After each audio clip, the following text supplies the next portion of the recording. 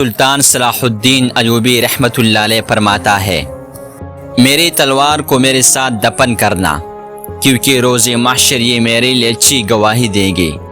مسلمان کی تلوار پر جب عورت اور شراب کا سایہ پڑ جاتا ہے تو یہ لوہے کا بیکار ٹکڑا بن جاتی ہے۔ تمہیں یہ اصول قرآن پاک نے دیا ہے کہ جنگ ہو تو لڑو اور نہ ہو تو جنگ کی تیاری کرو۔ شیر کو کوئی فرق نہیں پڑتا کہ ایک گیدڑ کیا سوچتا ہے۔ مجھے نظر آ رہا ہے کہ فلسطین کا خطہ امن سے ہمیشہ دور ہی رہے گا۔ قوم کے شہیدوں اور قوم کی مظلوم بیٹیوں کو بھول جانے والی قوم کی قسمت میں کفار کی غلامی لکھ دی جاتی ہے۔ جس معاشرے میں مفاد پرستی اپنے پنجے گاڑ لے، اس معاشرے میں انسان کو کھا جاتا ہے۔ دشمن سے پہلے غدار کو قتل کرنا ضروری ہے۔ جہاں حکمران کی دماغ پر بادشاہت کا نشہ ہو، وہاں سرحدیں سکڑ جاتی ہے، اور تخت و تاج کے خاطر حکمران اپنے مذہب اور اپنی غیرت کو بھی ترک کر دیا کرتے ہیں۔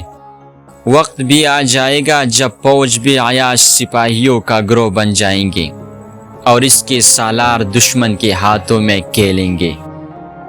جس قوم کے نوجوان روحانیت دین کو چھوڑ کر فحاشی کی زندگی گزارنے لگ جائے، وہ قوم بغیر جنگ کے ہار جاتی ہے۔ حالات جنگ میں جب کوئی اپنے فوج اور ملک کے خلاف بولتا ہے تو وہ غدار ہے، اور غدار کو دشمن سے پہلے مارنا چاہیے۔ کسی قوم کو تباہ کرنا مقصود ہو تو اس کی فوج اور عوام میں نفرت پیدا کر دو۔ مسلمان کا دشمن اگر مسلمان نہ ہوتا تو آج مسلمان پوری دنیا کو فتح کر لیتا۔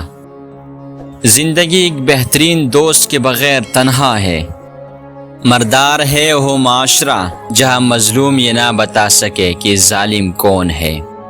فوج بغیر قوم کے اور قوم بغیر فوج کے دشمن کے لیے آسان شکار ہوتی ہے۔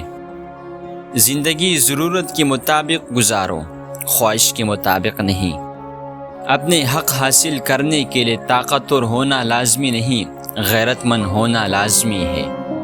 آزادی کا درد غلامی کی سکون سے بہتر ہے۔ اسلام کا سر بلند دیکھنا چاہتے ہو تو دوست اور دشمن کی پہچان کرنا سیکھو۔ حکمران جب اپنے جان کے حفاظت کو ترجیح دینے لگے تو وہ ملک و قوم کے ابرو کے حفاظت کے قابل نہیں رہتے۔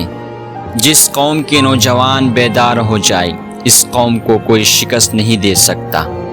اگر کسی قوم کو جڑ سے ہی اکاڑ پھینکنا ہو تو اس کے عوام میں نفرت کی بیج بو دو، قوم خود بخود تباہ ہو جائے گی۔ جہاں روٹی مزدور کی تنخواہ سے مہنگی ہو جائے، وہاں دو چیزیں سستی ہو جاتی ہیں، عورت کی عزت اور مرد کی غیرت۔ جھوٹی اور مکار قاضی کی سب سے بڑی نشانی یہ ہے کہ وہ قسمیں بہت کھاتا ہے۔ ایک جاسوس دشمن کی پوری لشکر کو شکست دے سکتا ہے، اور ایک غدار اپنی پوری قوم کو شکست کی ذلت میں ڈال سکتا ہے۔ وقت تو وقت پر بدلتا ہے، لیکن انسان کسی بھی وقت بدل سکتا ہے۔ جس قوم کے شاعر بھی وظیفہ خور ہو، اس قوم کے لیے ذلت و رسوائی ہے۔ دفاع کا بہترین طریقہ یہ ہے کہ تم دشمن کے سوچ سے بھی پہلے اسے دبوچ لے۔